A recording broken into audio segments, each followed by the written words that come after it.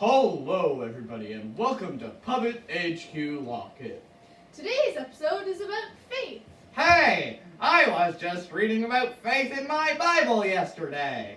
What were you reading, Steve? I was reading Hebrews 11, verse 1. Oh, yes, I love that verse. It says, "Now faith is confidence in what we hope for and assurance about what we do not see." Yeah, but I didn't understand what it meant.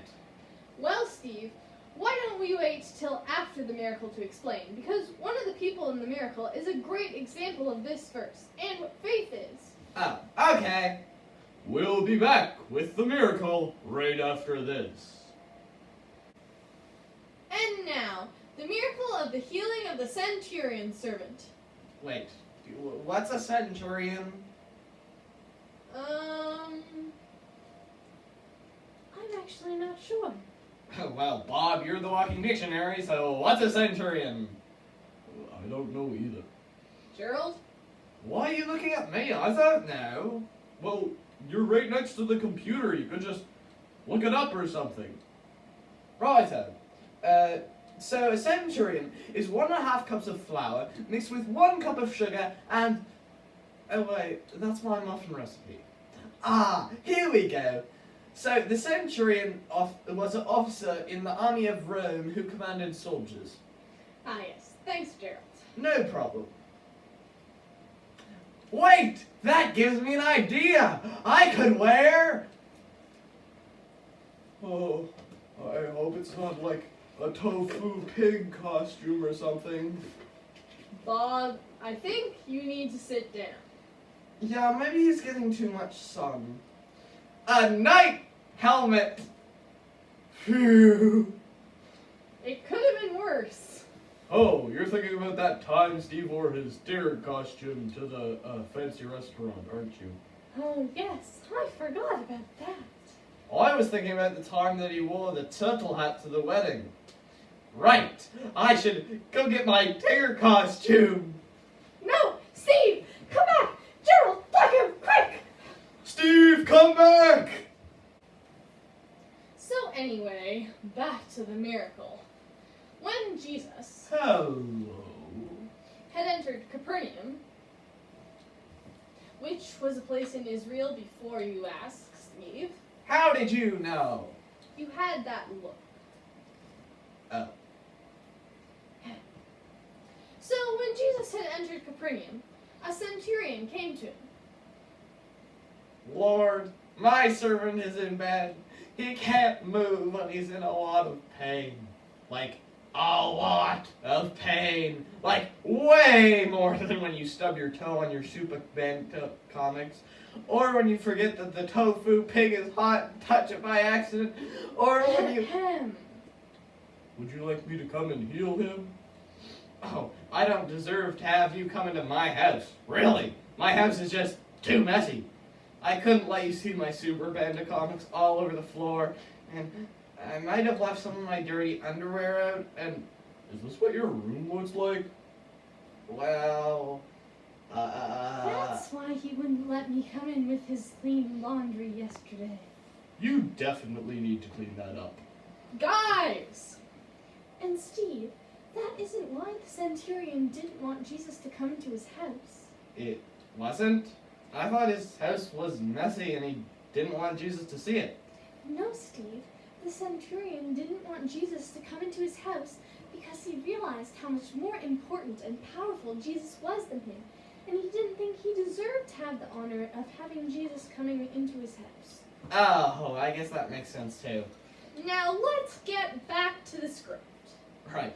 I do not deserve to have you come in my house, Lord, but I know that if you say my servant is healed, he will be healed, because I also have authority. I tell my soldier to go, and he goes, and come, and he comes, and do this, and he does it. Why this matters, I have no idea. Why this long rant about soldiers? The centurion's telling Jesus that he understands that Jesus has power over sickness, just like he has power over his soldiers. Jesus has the power to tell the sickness to go away, and it will. Oh. When Jesus heard this, he was truly amazed, and he said to the people who were following him, Truly I tell you, I have not found anyone in Israel with such great faith. I tell you that people from all around the world will get into heaven too. Then he said to the centurion, Go, let it be done as you believed it would. and his servant was healed at that very moment. The end.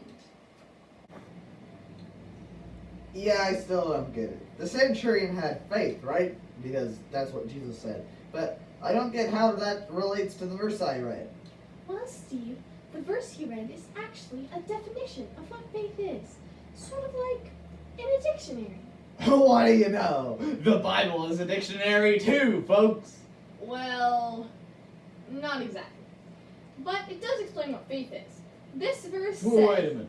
Which verse are we talking about again? Hebrews 11:1. Oh, right. Now, faith is confidence in what we hope for, and assurance about what we do not see. Does everybody know this verse? It is a great memory verse. Anyway, back to your question, Steve. The verse says that faith is confidence in what we hope for. That means we know what we want to happen is going to happen. And the centurion knew that Jesus was going to heal his servant. He believed that Jesus would. Believing is known. Wow, that's interesting. And the second part of Hebrews 11:1 says that faith is the assurance of what we do not see. That means we're sure something is there or can happen, even though we can't see it. Yeah, well, that's The great. centurion was sure Jesus had power to heal his servant, even though he couldn't see him being healed. He knew if Jesus said his servant was healed, then he would be. He didn't need to see it because he knew it would happen. Do you see now, Steve? Yes. I have another question, though, but what? But I really have to pay! Blackout, please, Gerald. Right, Tab.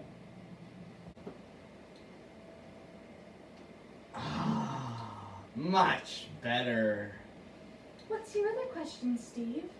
Well, now I understand how the centurion had faith, but at church they always talk about having faith in Jesus. How do we do that? Well, Steve, we talked a bit about faith when we talked about baptism. Remember when we said baptism shows everyone we believe in Jesus? Yeah. Well, believing in Jesus is faith. To have faith in Jesus, you believe that he's there, even though you can't see him. But what about the other part of the verse? You know, the part about being sure the things we hope for will happen.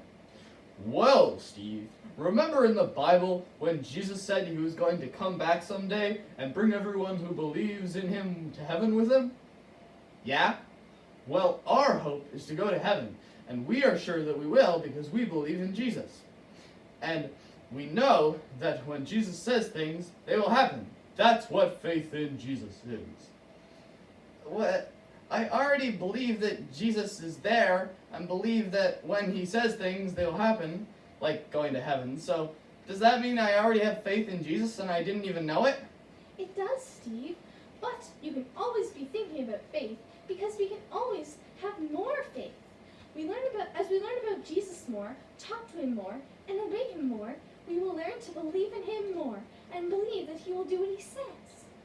And now I can see why you guys all memorize Hebrews 11:1, because it reminds us that we need to have faith and work on having more faith in Jesus. Exactly, Steve. Is it time to wrap up now? Yup. Well then, if you want to read the miracle of the healing of the centurion servant yourself, just turn your Bibles to Matthew chapter 8, verses 5 to 13. We'll see you next time on Puppet HQ Lock-In.